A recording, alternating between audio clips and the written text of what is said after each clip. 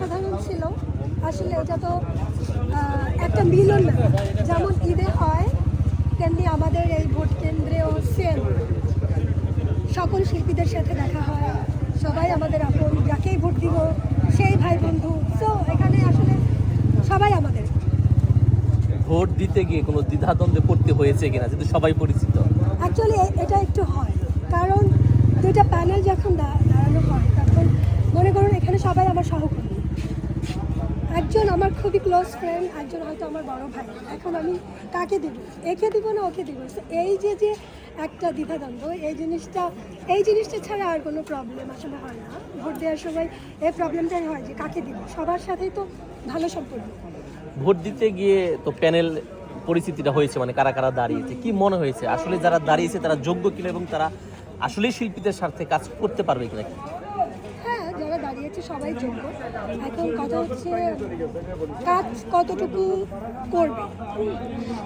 এটা তো আসলে শিল্পীদের স্বার্থে একটা সমিতি, এটা তো অলাভজনক একটা সমিতি, এটা রাজনৈতিক কোনো সমিতি নয়। সো শিল্পীদের সুখে দুঃখে পাশে থাকবে, এটাই আসলে কামনা। যারা দাঁড়িয়েছে তারা চাইলে আসলে এটা ইচ্ছা, ডিপেন্ড করে ইচ্ছার উপর যে আমি আসলে হেল্প করবো কি করবো না, আর কিছু না। So, চাইলে অবশ্যই পারবো। আজকে তো ভোট দিয়ে আসলেন, এরপরে কি কখনো প্রার্থী হওয়ার মতো ইচ্ছা মনে জেগেছে কিনা? অ্যাকচুয়ালি আমার এটা অনেক বড় দায়িত্ব। আমি এই মুহূর্তে নিজেকে নিয়ে খুবই বিজি। আপনারা জানেন আমি কিছুদিন আগে প্রযোজনা করেছি।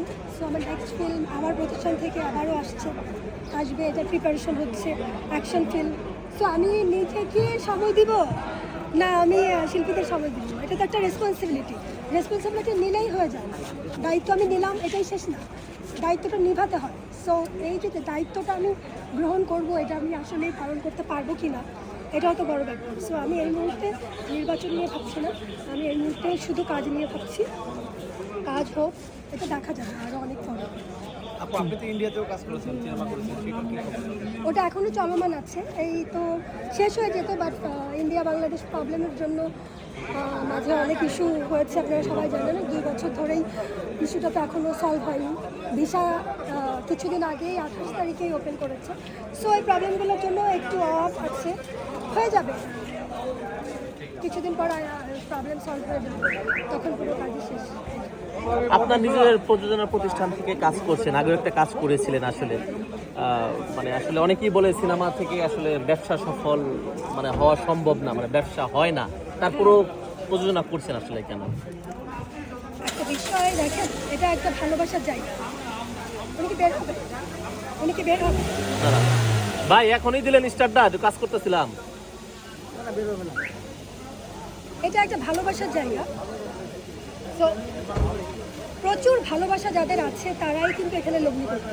এটা আপনাকে ধরে নিতে হবে পুরো একটা লস করবে, তারপরও কোটি টাকা ইনভেস্ট করছে। কেন করছে?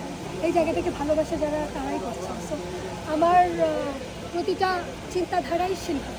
সো আমি অবশ্যই শিল্পাঙ্গনেই থাকবো, যার কারণেই আমার লগ্নি করবে। পরবর্তী সিনেমার হিরো কি হতে যাচ্ছে?